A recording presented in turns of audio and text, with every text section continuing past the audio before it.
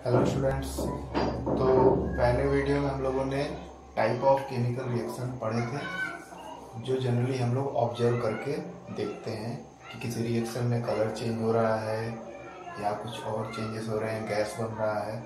अब हम लोग जो 5 major type of chemical reaction दिए हैं आपके कोर्स में, उसके बारे में 1 बाय 1 पढ़ेंगे। So let's start. और topic is type of chemical reaction. ठीक है, तो अगला हमारा टॉपिक यही है इस चैप्टर का, type of chemical reaction. Chemical reaction के क्या क्या टाइप्स होते हैं और किस बेसिस पे टाइप बनाया गया है, ये भी हम लोग पढ़ेंगे। तो देयर आर 5 टाइप्स, है ना। आपके कोर्स में 5 टाइप के केमिकल रिएक्शन हैं। इन पांचों के बारे में शॉर्ट में हमको पढ़ना है, बहुत ज़्यादा डिटेल में नहीं जाना है। आप क्लास 11th और हायर क्लास में जाएंगे तो इसके बारे में डिटेल में पढ़ेंगे। फिलहाल आपको इसका डेफिनेशन और हर एक टाइप के एटलीस्ट 2 एग्जाम्पल आपको लर्न करने हैं, समझने हैं।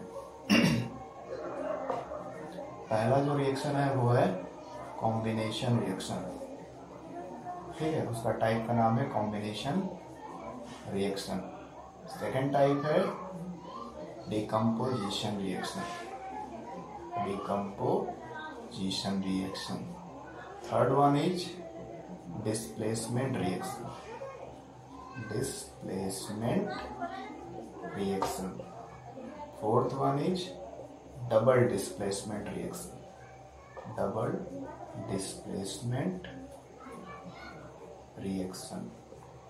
ठीक है, एंड तो फिफ्थ वन जो है वो पेयर ऑफ रिएक्शन है, यानी 2 ऐसे रिएक्शन है जो हमेशा एक साथ होते हैं, इसलिए उसको कंबाइंड में हम लोग रिडॉक्स रिएक्शन बोलते हैं। रिडॉक्स रिएक्शन, या इसको अगर हम लोग कंप्लीटली लिखें तो 2 तरह के रिएक्शन से ये मिलके बनता है, रिडक्शन एंड ऑक्सीडेशन। ठीक है, तो दोनों रिएक्शन एक साथ होते हैं, इसलिए हम लोग इसको रिडॉक्स रिएक्शन भी बोलते हैं। अगर ऐसे काउंट करें तो ये हमारा फर्स्ट टाइप ऑफ रिएक्शन है, second, third, fourth and fifth and sixth. लेकिन फिफ्थ एंड सिक्स्थ एक साथ होते हैं, इसको हम लोग एक ही रिएक्शन के टाइप में काउंट करते हैं। ठीक है, so these are the 5 types of chemical reaction which we will discuss in the coming time। तो चलिए स्टार्ट करते हैं। फर्स्ट जो रिएक्शन है वो है हमारा कॉम्बिनेशन रिएक्शन। ठीक है, कॉम्बिनेशन रिएक्शन मीन्स, सिंपल सा इसका डेफिनेशन है कि when 2 or more substance or reactant combine together to form a single product is known as combination reaction। ठीक है, तो कॉम्बिनेशन रिएक्शन कैसा रिएक्शन होता है, जहां पे 2 या 2 से ज्यादा, कितने भी हो सकते हैं, उसकी संख्या लिमिट नहीं है, 2 एटलीस्ट 2 हो या 2 से ज़्यादा रिएक्टेंट हो, वो मिल करके केवल एक सिंगल प्रोडक्ट बनाए, तो उस टाइप के रिएक्शन को कॉम्बिनेशन रिएक्शन बोलते हैं। जैसे एग्जांपल के लिए अगर हम लोग बोले तो A + B + C मान लेते हैं, ये 3 तरह के केमिकल हैं, ये तीनों एक दूसरे से कंबाइन हो रहे हैं और तीनों मिल करके एक प्रोडक्ट बना रहे हैं D। ठीक है, तो ये एक तरह का सिंबॉलिक प्रेजेंटेशन है, सिंपल सा, ये कोई पार्टिकुलर रिएक्शन नहीं है, एक समझाने के लिए आपको बताया जा रहा है कि 3 अलग अलग तरह के रिएक्टेंट रहेंगे और तीनों मिलकर के केवल एक सिंगल प्रोडक्ट बनाएंगे, जिसको हम लोगों ने यहाँ पे डी से रिप्रेजेंट किया है। ठीक है, तो इस तरह के रिएक्शन को कॉम्बिनेशन रिएक्शन बोलते हैं। यहाँ जो रिएक्टेंट है वो कंबाइन हो रहे हैं, that's why it's name is combination reaction. ठीक, अब इस पे एक रियल एग्जाम्पल लिखते हैं। ये तो हम लोगों ने इमेजिनरी एग्जाम्पल लिख दिया समझाने के लिए, तो रियल एग्जाम्पल में क्या हो सकता है, carbon plus oxygen give rise to carbon dioxide. ठीक है, तो कार्बन और ऑक्सीजन कंबाइंड हो रहे हैं, ये दोनों चीजें, ये दोनों रिएक्टेंट कंबाइंड होकर के एक सिंगल प्रोडक्ट बना रहे हैं, जो हमारा क्या है, कार्बन डाइऑक्साइड गैस। ठीक है, तो ये कॉम्बिनेशन रिएक्शन का एग्जाम्पल हो गया। कोई और एक एग्जाम्पल लिख लिया जाए जिससे और ज्यादा क्लियर हो जाए। तो दूसरा क्या एग्जाम्पल ले सकते हैं, nitrogen plus hydrogen give rise to ammonia NH3। ठीक है, इसको बैलेंस करेंगे तो कुछ इस तरह से बन जाएगा। तो ये भी हमारा क्या है, कॉम्बिनेशन रिएक्शन है। यहाँ नाइट्रोजन गैस और हाइड्रोजन गैस कंबाइंड होकर के एक सिंगल प्रोडक्ट बना रहा है, इसका नाम क्या है, अमोनिया। तो these are the two examples of combination type of reaction. Combination means when two or more reactant combine together to form a single product। हमेशा प्रोडक्ट साइड में सिंगल ही ऑब्जेक्ट रहेगा, प्रोडक्ट रहेगा, उसके अलावा कुछ भी नहीं रहेगा। ठीक है, अब आते हैं सेकेंड टाइप पे। तो अब सेकेंड टाइप ऑफ रिएक्शन पे चलते हैं। सेकेंड टाइप क्या है हमारा, ठीक है। तो सेकेंड टाइप ऑफ रिएक्शन हमारा है डिकम्पोजिशन रिएक्शन। डिकम्पोजिशन रिएक्शन, ठीक है। डिकम्पोजिशन रिएक्शन का मतलब होता है डिकम्पोज करना।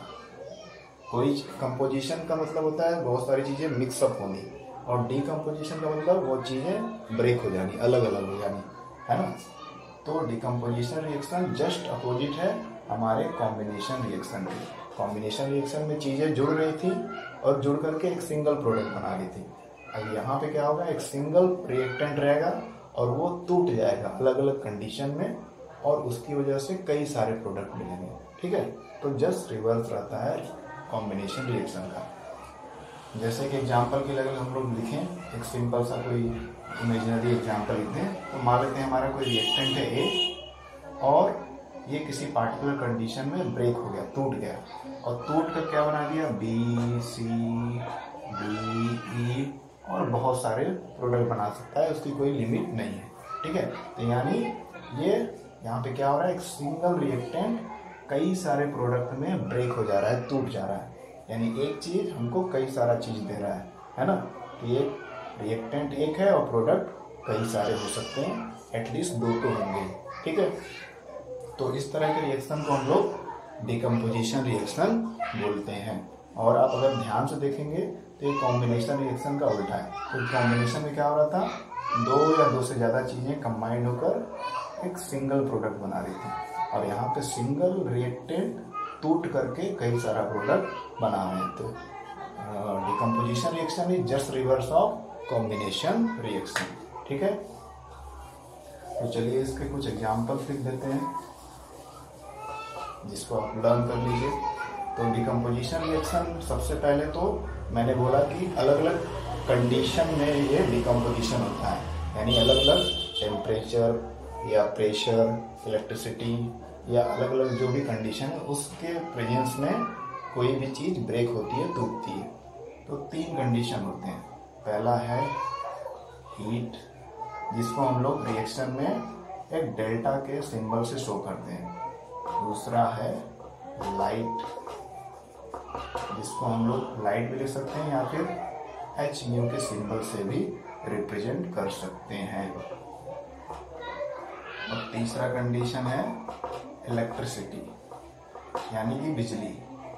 बिजली वो एक सेल से भी आ सकती है या डायरेक्ट पावर सप्लाई से भी आ सकती है। इलेक्ट्रिसिटी का कोई पार्टिकुलर सिंबल नहीं है, इलेक्ट्रिसिटी ही लिख सकते हैं। तो 3 कंडीशन में क्या होता है, कोई भी एक रिएक्टेंट कई सारे प्रोडक्ट में ब्रेक हो जाता है। अब हीट वाला कोई एक एग्जांपल लेते हैं। हीट वाला एग्जांपल लेते हैं कैल्शियम कार्बोनेट। ठीक है, इसको हीट करते हैं। जैसे हीट करते हैं तो ये calcium oxide plus carbon dioxide बना देता है। ठीक है, तो यहाँ पर क्या होता है, देखिए एक प्रोडक्ट है, एक रिएक्टेंट है, सॉरी ये रिएक्टेंट साइड है और ये प्रोडक्ट साइड है ना। एरो के लेफ्ट साइड में रिएक्टेंट और राइट साइड में प्रोडक्ट। तो रिएक्टेंट एक है, हीट के प्रेजेंस में इसको गर्मी दी है, इसको हीट दी है, तो ये टूट गया 2 प्रोडक्ट में। तो एक चीज 2 प्रोडक्ट हमको दे रही है। तो in the presence of heat, गर्मी की वजह से, हीट की वजह से, तो ये हमारा हो गया decomposition reaction in the presence of heat. दूसरा लाइट के प्रेजेंस में, यानी कि कोई भी पार्टिकुलर लाइट हो या सनलाइट हो, उसकी प्रेजेंस में अगर कोई चीज ब्रेक हो रहा है तो वो भी एक तरह का डिकम्पोजिशन रिएक्शन होगा।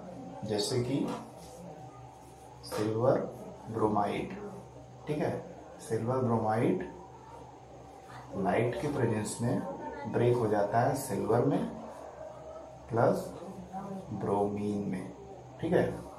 तो ये एक तरह का डिकम्पोजिशन रिएक्शन है जहाँ पे सिल्वर ब्रोमाइड नाम का एक कंपाउंड टूट जाता है दो प्रोडक्ट में, सिल्वर और ब्रोमीन में, in the presence of light. Light के प्रेजेंस में ही ये रिएक्शन होता है, अगर लाइट नहीं रहेगा तो ये रिएक्शन नहीं होगा, ठीक है। तो लाइट यहाँ पर डिकम्पोजिशन करने में हेल्प कर रहा है और यहाँ पर हीट जो है डिकम्पोजिशन करने में हेल्प कर रहा है।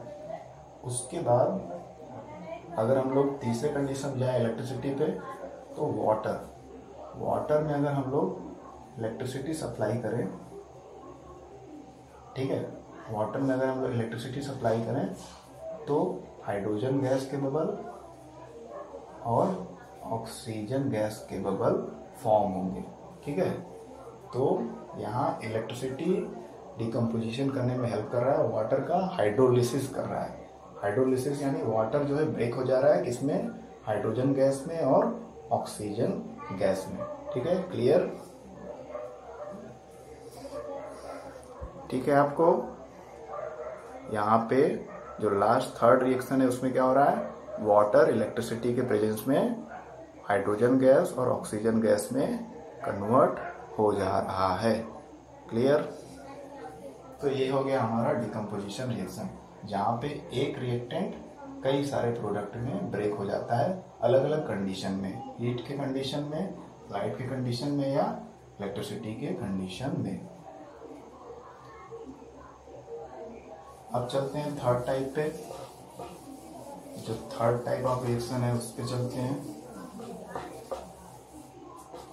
थर्ड टाइप हमारा है डिस्प्लेसमेंट रिएक्शन। डिस्प्लेसमेंट रिएक्शन, ठीक है। डिस्प्लेसमेंट रिएक्शन में डिस्प्लेसमेंट वर्ड बहुत ज्यादा इंपॉर्टेंट है, ठीक है।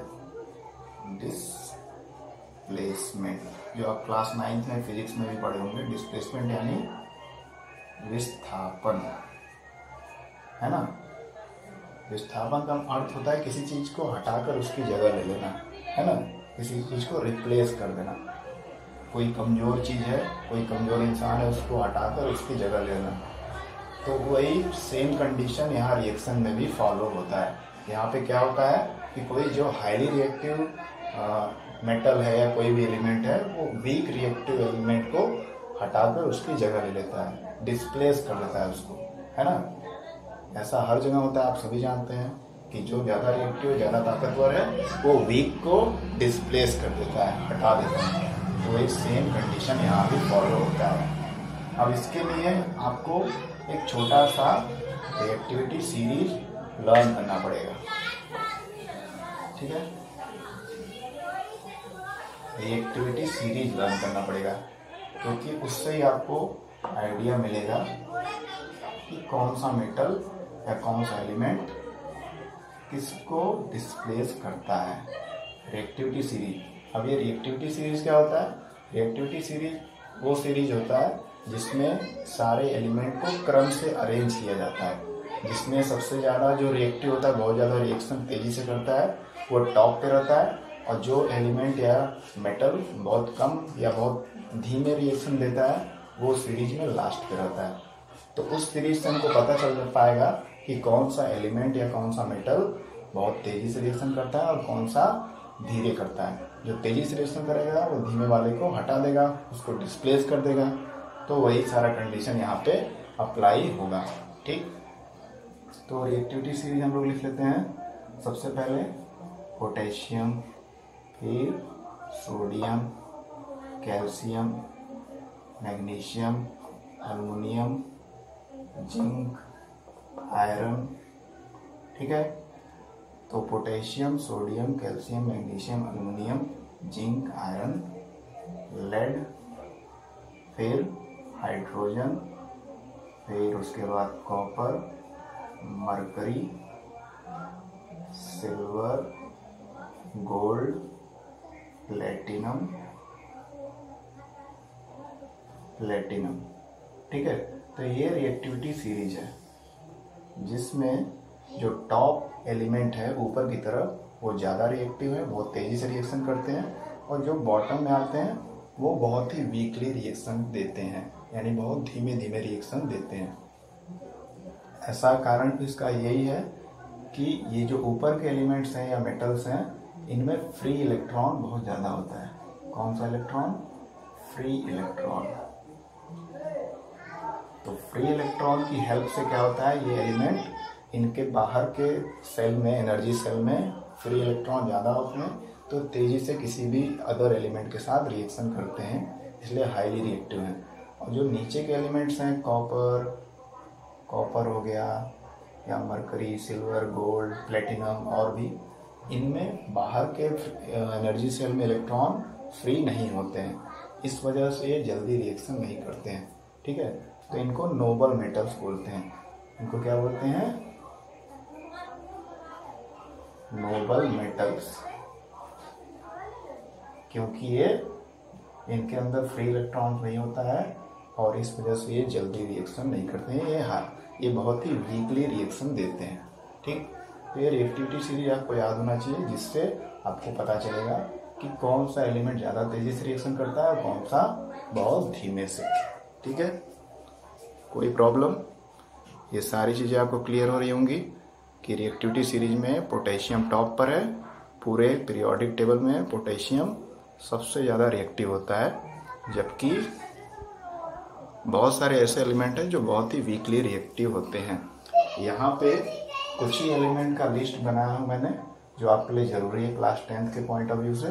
ऐसे तो 103 और 108 से भी ज़्यादा एलिमेंट्स हैं, उन सबको अरेंज किया गया रिएक्टिविटी सीरीज में, लेकिन फ़िलहाल आपको इतना लर्न होना चाहिए, क्योंकि फ़िलहाल आपके क्लास में इससे पे ही बेस्ड क्वेश्चंस आते हैं। ठीक है, तो आपको ये लर्न होना चाहिए। ये सबसे हाईली रिएक्टिव, फिर उससे कम, फिर उससे कम, फिर उससे कम, ऐसे रिएक्टिविटी सीरीज में जो रिएक्टिविटी है नीचे जाने पर घटती जाती है, डिक्रीज होती जाती है।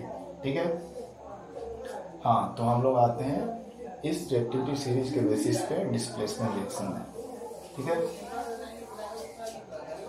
Displacement reaction.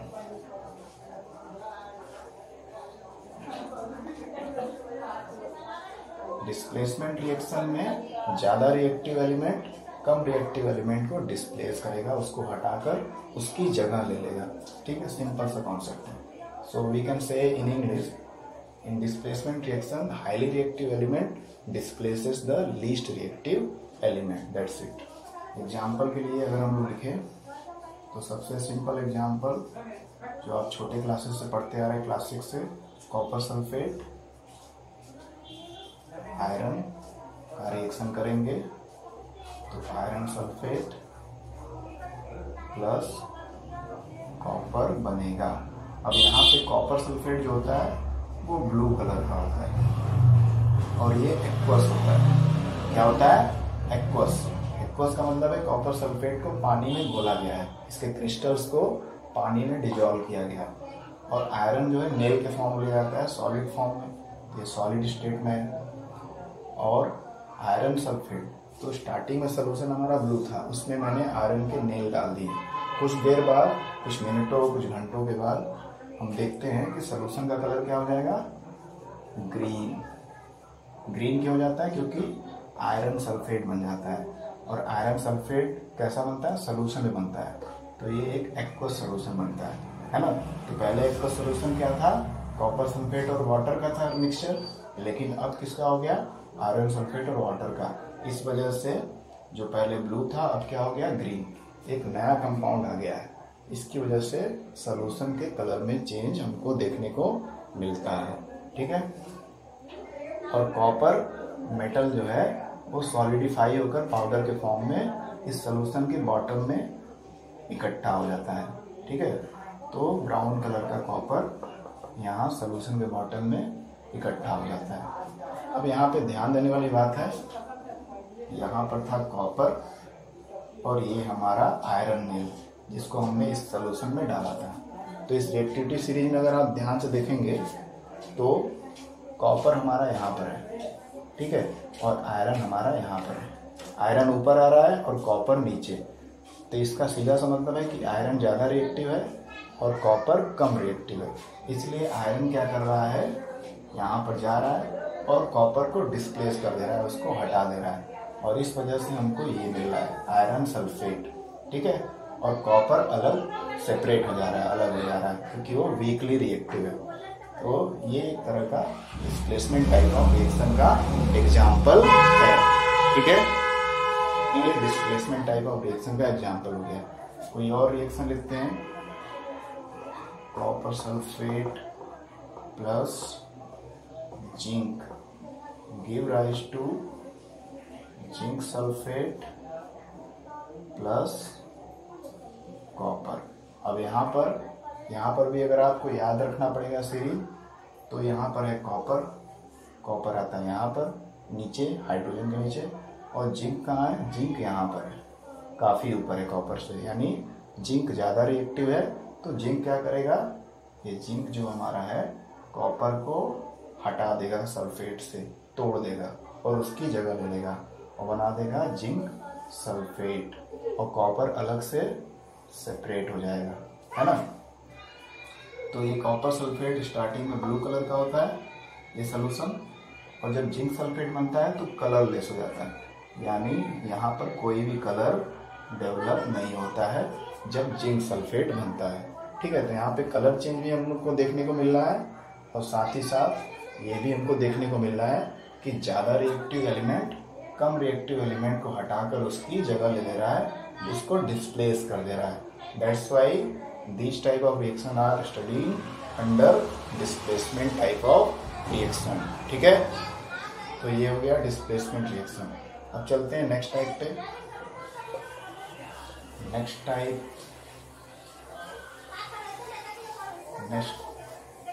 टाइप जो हमारा है वो है फोर्थ टाइप, डबल डिस्प्लेसमेंट, यानी यहाँ भी डिस्प्लेसमेंट हो रहा है लेकिन दो तरफ से हो रहा है। ठीक है, तो डबल डिस्प्लेसमेंट रिएक्शन में डिस्प्लेसमेंट हो रहा है, यहाँ भी कोई एक मेटल दूसरे को डिस्प्लेस कर रहा है लेकिन दो तरफ से हो रहा है, इसलिए इसके नाम में डबल डिस्प्लेसमेंट आया है। जो पिछला अभी हम लोगों ने पढ़ा वो सिंगल डिस्प्लेसमेंट रिएक्शन है। अगर हम लोग इस टाइप के रिएक्शन से कंपेयर करें तो वो सिंगल डिस्प्लेसमेंट है, क्योंकि कोई एक ही मेटल दूसरे को डिस्प्लेस कर रहा है, बस इतना हो रहा है। लेकिन यहाँ पर दो तरफ से डिस्प्लेसमेंट होगा, इसलिए इसको डबल डिस्प्लेसमेंट रिएक्शन बोलते हैं। ठीक है, एग्जाम्पल के लिए सबसे सिंपल एग्जाम्पल जो है वो है barium chloride plus sodium sulphate give rise to barium sulphate plus sodium chloride. ठीक है, और रिएक्शन को बैलेंस करने के लिए यहाँ पे 2 लगा देंगे, हो गया बैलेंस। ठीक है, तो ये जो रिएक्शन है ये डबल डिस्प्लेसमेंट रिएक्शन है। कैसे, अगर आप ध्यान से इसको देखेंगे तो अगर मैं अभी फिलहाल इसको छोड़ देते हैं, एक सिंपल सा रिएक्शन लिखते हैं, इमेजिनरी रिएक्शन। हमारा एक रिएक्टेंट क्या है, उसका नाम है AB। ठीक है, ये बॉन्ड है उसके बीच में, और दूसरा है CD। ठीक है, अब रिएक्शन के बाद क्या हो रहा है, हमको मिल रहा है AD और BC। यहाँ पे आप अगर ध्यान से देखेंगे तो पहले A के साथ B जुड़ा हुआ था और C के साथ D, लेकिन रिएक्शन के बाद क्या हो रहा है, A के साथ D जुड़ जा रहा है और B के साथ C, यानी A जो है C को हटा रहा है और D जो है B को हटा रहा है। तो एक साथ डबल डिस्प्लेसमेंट हो रहा है, इसलिए हमको दो अलग तरह के प्रोडक्ट मिल रहे हैं, है ना। ठीक वैसा ही कंडीशन यहाँ पर हो रहा है। यहाँ पर ध्यान से देखेंगे तो बेरियम और क्लोरीन एक साथ है, यहाँ पे सोडियम और सल्फेट एक साथ है, लेकिन जब प्रोडक्ट के साइड जाएंगे तो आप देखेंगे कि बेरियम के साथ सल्फेट हो गया, यानी ये जो बेरियम है ये यहाँ से सल्फेट से रिएक्शन कर रहा है और बेरियम सल्फेट बना रहा है ना। और हमारा जो ये सोडियम है ये क्लोरीन से रिएक्शन कर रहा है और सोडियम क्लोराइड बना रहा है। ठीक, तो यहाँ पर डबल डिस्प्लेसमेंट हो रहा है, दो तरफ से डिस्प्लेसमेंट हो रहा है, इसलिए इस तरह के रिएक्शन को डबल डिस्प्लेसमेंट बोलते हैं।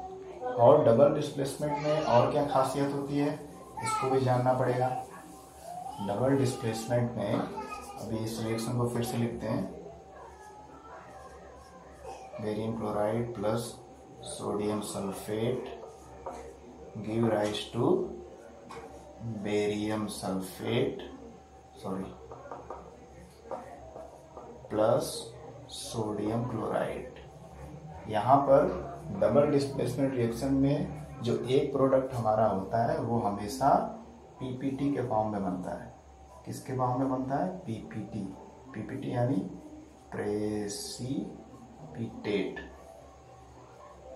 प्रेसिपिटेट के फॉर्म में बनता है। ठीक, प्रेसिपिटेट का मतलब क्या होता है, सॉलिड फॉर्म में। ये हमारा जो था रिएक्टेंट, ये सोल्यूशन के फॉर्म में था, एक्वस था, यानी पानी में घुला हुआ था, जैसे पानी में नमक घोल देते हैं, ठीक वैसा ये सोल्यूशन था। सिमिलरली ये भी क्या था, एक्वस था, ये भी पानी में घुला हुआ था। तो यहाँ कोई भी सॉलिड नहीं था, दोनों ही सोल्यूशन थे।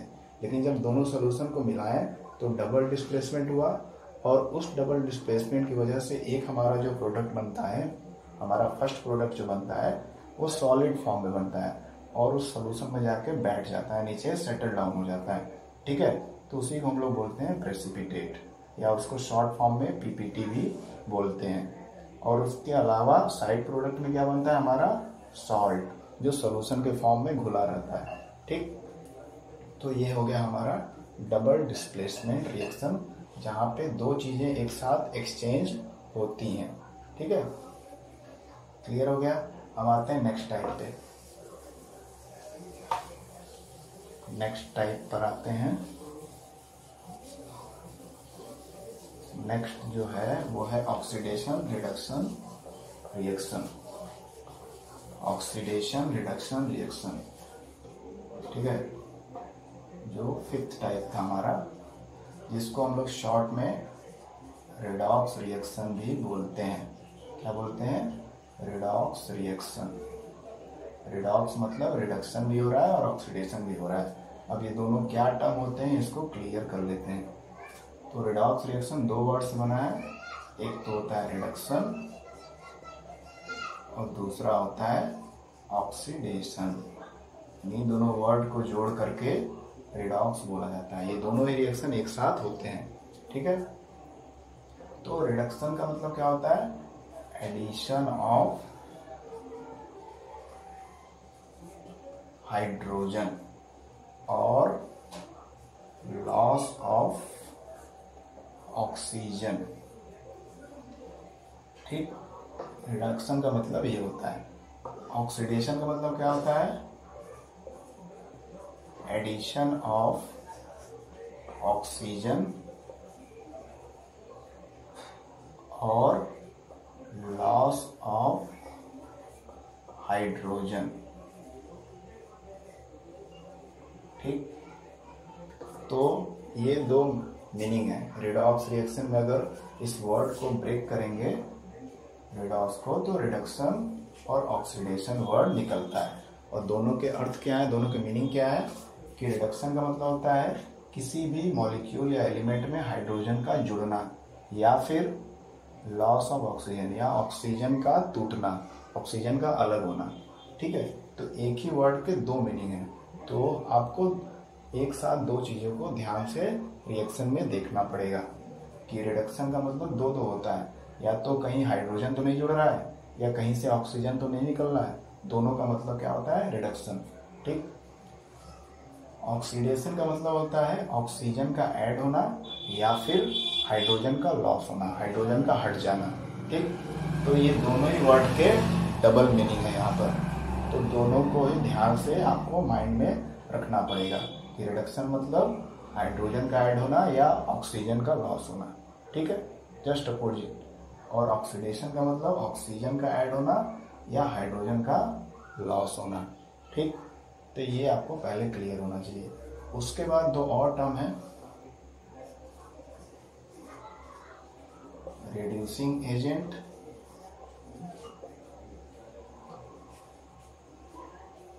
रिड्यूसिंग एजेंट, ठीक है, रिड्यूसिंग एजेंट और ऑक्सीडाइजिंग एजेंट, ऑक्सीडाइजिंग एजेंट। अब ये दोनों क्या है, रिडक्शन तो ऑक्सीडेशन का तो मतलब हमको पता चल गया। रिड्यूसिंग एजेंट वो एजेंट होता है, वो मॉलिक्यूल या वो कंपाउंड होता है जो किसी को रिड्यूस करता है, ठीक है। द मॉलिक्यूल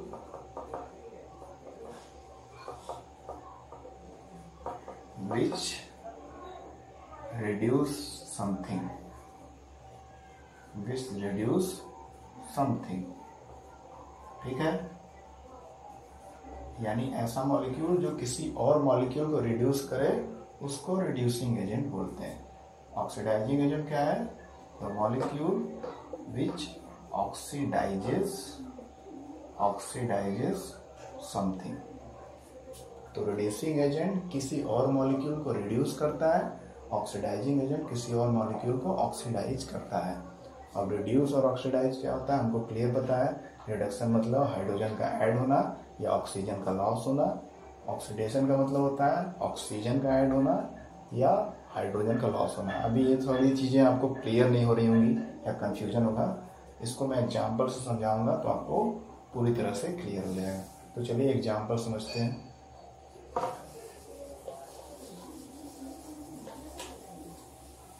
एग्जाम्पल से आपको सारी चीज़ें अच्छे से क्लियर हो जाएंगी। सबसे सिंपल सा एग्जाम्पल लेते हैं, copper plus oxygen give rise to copper oxide, ठीक है। इसको बैलेंस कर लेते हैं, यहाँ 2 ऑक्सीजन यहाँ 1 ऑक्सीजन, 2 से मल्टीप्लाई कर लेते हैं। अब 2 से मल्टीप्लाई करने पे कॉपर भी 2 हो गया तो यहाँ भी 2 से मल्टीप्लाई कर देते हैं, तो ये हमारा रिएक्शन बैलेंस हो गया। अब ये कौन सा रिएक्शन, इसको ध्यान से देखना है। ये हमारा हो गया कॉपर, ठीक, और ये हमारा हो गया ऑक्सीजन, क्लियर। इन दोनों के मिलने से ये प्रोडक्ट बन रहा है, एक तरह का कॉम्बिनेशन रिएक्शन है। साथ ही साथ इसमें ऑक्सीडेशन और रिडक्शन भी हो रहा है, वो भी ध्यान से देखने वाली बात है, ठीक है। तो ये हमारा प्रोडक्ट बन गया कॉपर ऑक्साइड, ठीक। अब इसमें ध्यान से देखिए, कॉपर के पास न हाइड्रोजन था न ऑक्सीजन था, कुछ भी नहीं था, ये अकेला था। अब ये ऑक्सीजन जो है इसके साथ आके जुड़ रहा है ना। तो ऑक्सीजन मॉलिक्यूल क्या कर रहा है, इस कॉपर का ऑक्सीडेशन कर रहा है ना। ये ऑक्सीजन की वजह से ही ये कॉपर क्या है, कॉपर ऑक्साइड में कन्वर्ट हो रहा है। अगर ये ऑक्सीजन नहीं होता तो कॉपर वैसे रहता, अकेला रहता। तो ये ऑक्सीजन मॉलिक्यूल O2 मॉलिक्यूल इस सिंगल जो कॉपर मेटल है इससे रिएक्ट करके इसको कॉपर ऑक्साइड में कन्वर्ट कर रहा है। और कॉपर ऑक्साइड में क्या क्या आ जा रहा है, कॉपर भी आ रहा है और ऑक्सीजन भी आ जा रहा है। तो कॉपर के साथ ऑक्सीजन जुड़ गया। ऑक्सीजन जुड़ने के प्रोसेस को क्या बोलते हैं, ऑक्सीडेशन, है ना। तो कॉपर, ये कॉपर मेटल का क्या हो रहा है, ऑक्सीडेशन हो रहा है। यहाँ पर, यहाँ से अगर यहाँ जाए हम लोग तो क्या हो रहा है, ऑक्सीडेशन। किसका ऑक्सीडेशन हो रहा है, कॉपर का हो रहा है। किसका ऑक्सीडेशन हो रहा है, कॉपर का, क्योंकि कॉपर पहले जो था अकेला था, इसमें कुछ भी नहीं था, इसमें ऑक्सीजन जुड़ रहा है, ठीक है। तो कॉपर में ऑक्सीजन जुड़ रहा है, इसलिए कॉपर का क्या हो रहा है, ऑक्सीडेशन। ऑक्सीडेशन का मतलब क्या होता है, एडिशन ऑफ ऑक्सीजन या लॉस ऑफ हाइड्रोजन। हाइड्रोजन तो यहाँ है नहीं, तो केवल ऑक्सीजन को देखेंगे। तो पहले कॉपर खाली था, अकेला था, बाद में रिएक्शन में प्रोडक्ट में देख रहे हैं तो ऑक्सीजन भी आ जा रहा है कॉपर के साथ, यानी कॉपर का क्या हुआ है, ऑक्सीडेशन, ठीक। उसके बाद ऑक्सीडाइजिंग एजेंट और रिड्यूसिंग एजेंट भी हम लोग पढ़े थे। तो कॉपर का जो ऑक्सीडेशन हो रहा है वो कौन कर रहा है, कॉपर अपने आप को तो ऑक्सीडाइज कर नहीं रहा है, ये ऑक्सीजन कर रहा है ना। तो ऑक्सीजन यहाँ पे क्या कर रहा है काम, ऑक्सीडाइजिंग एजेंट कर, ऑक्सीडाइजिंग एजेंट, ठीक है। ऑक्सीजन क्या कर रहा है, कॉपर को ऑक्सीडाइज करने में हेल्प कर रहा है। तो कॉपर यहाँ पर फिर से एक बार पढ़ लेते हैं। कॉपर का रिएक्शन ऑक्सीजन से हो रहा है तो कॉपर ऑक्साइड बन रहा है, ठीक। अब कॉपर सिंगल था, बाद में ऑक्सीजन उसमें जुड़ गया, तो यानी कॉपर का क्या हुआ है, ऑक्सीडेशन। कॉपर में ऑक्सीजन ऐड हुआ है और एडिशन ऑफ ऑक्सीजन क्या होता है, ऑक्सीडेशन। तो कॉपर का ऑक्सीडेशन हो रहा है, ये बात ध्यान देनी है, ठीक। कॉपर का ऑक्सीडेशन होने पे कॉपर ऑक्साइड बना, और उस ये जो कॉपर है इसमें ऑक्सीजन कहाँ से आ रहा है, O2 से आ रहा है। तो O2 एक तरह का कौन सा एजेंट है, ऑक्सीडाइजिंग एजेंट है। तो यहाँ पर कॉपर का ऑक्सीडेशन हो रहा है, ठीक है। दो चीजें हमको यहाँ पे पता चली। और O2 जो है इस रिएक्शन में किसका काम कर रहा है, ऑक्सीडाइजिंग एजेंट का काम कर रहा है, ठीक है। ऑक्सीडाइजिंग एजेंट का काम कर रहा है, क्योंकि ये ऑक्सीजन प्रोवाइड करने का काम कर रहा है। किसको प्रोवाइड कर रहा है, ऑक्सीजन, कॉपर को, और इसकी वजह से कॉपर ऑक्सीडाइज हो जा रहा है, यानी उसका ऑक्सीडेशन हो जा रहा है। क्लियर, ये एक सिंपल रिएक्शन होगा। और कुछ पढ़ लेते हैं थोड़ा सा, कोई और एग्जाम्पल देख लेते हैं तो उससे और क्लियर हो जाएगा। दूसरा example, copper oxide plus hydrogen give rise to copper plus H2O, ठीक है। तो ये एक रिएक्शन है, ठीक। अब ये बैलेंस तो नहीं है, तो बैलेंस करने की फिलहाल जरूरत नहीं है, हमको देखना है किसका ऑक्सीडेशन हो रहा है, किसका रिडक्शन हो रहा है, ठीक। तो सिंपली यहाँ से स्टार्ट करते हैं। पहले हमारे रिएक्टेंट से, ये हमारा कॉपर ऑक्साइड है, ठीक है। इस साइड रिएक्टेंट के इस साइड कॉपर देखिए, और प्रोडक्ट के साइड कॉपर कहाँ है वो देखिए। एक हमारा कॉपर ये है, ठीक। अब इन दोनों में डिफरेंस क्या है ये ध्यान से देखिए। यहाँ पे कॉपर के साथ ऑक्सीजन है, यहाँ पे कॉपर के साथ कुछ भी नहीं है, ठीक। यानी कॉपर में से ऑक्सीजन हट गया यानी ऑक्सीजन का लॉस हो गया। ऑक्सीजन का लॉस होने का मतलब क्या होता है, कौन सा रिएक्शन, रिडक्शन रिएक्शन, ठीक है। रिडक्शन का मतलब होता है एडिशन ऑफ हाइड्रोजन या फिर लॉस ऑफ ऑक्सीजन, दो मतलब होते हैं। तो हाइड्रोजन तो जुड़ नहीं रहा है कॉपर से, लेकिन लॉस किसका हो रहा है, ऑक्सीजन का, और ऑक्सीजन के लॉस को क्या बोलते हैं हम लोग, रिडक्शन।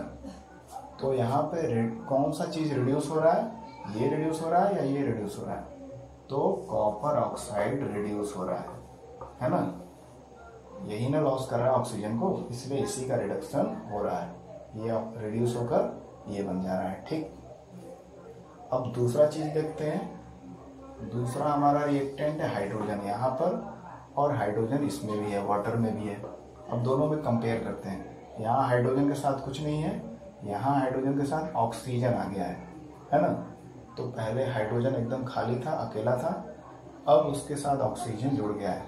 तो किसी भी चीज में ऑक्सीजन जुड़ने के प्रोसेस को या ऑक्सीजन के ऐड होने के प्रोसेस को क्या बोलते हैं हम लोग, क्या बोलते हैं, ऑक्सीडेशन,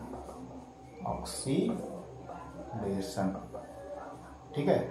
तो यहाँ पर क्या हुआ कि हाइड्रोजन गैस में ऑक्सीजन जुड़ गया और मिल के बन गया वाटर मॉलिक्यूल, ठीक है। तो ध्यान से बस आपको यही देखना है हर रिएक्शन में कि एक तरफ उसमें क्या चीज है और दूसरी तरफ उसमें क्या है, एक एक को बारी बारी से देखना है। जैसे पहले मैंने कॉपर वाले को देखा कि कॉपर और ऑक्सीजन, उधर केवल कॉपर है। इसी तरह से अगला स्टेप में मैं क्या देखा, हाइड्रोजन को इस तरफ और इस तरफ, और उसमें क्या चेंजेस है उसमें वो मैंने देखा, ठीक है। तो पहले केवल हाइड्रोजन था, बाद में ऑक्सीजन आ गया, यानी उसमें इस हाइड्रोजन में ऑक्सीजन भी जुड़ा है। ऑक्सीजन ऐड होना यानी ऑक्सीडेशन रिएक्शन, ठीक। ये क्लियर हो गया। अब हमको रिडक्शन और ऑक्सीडेशन इस रिएक्शन में क्लियर हो गया।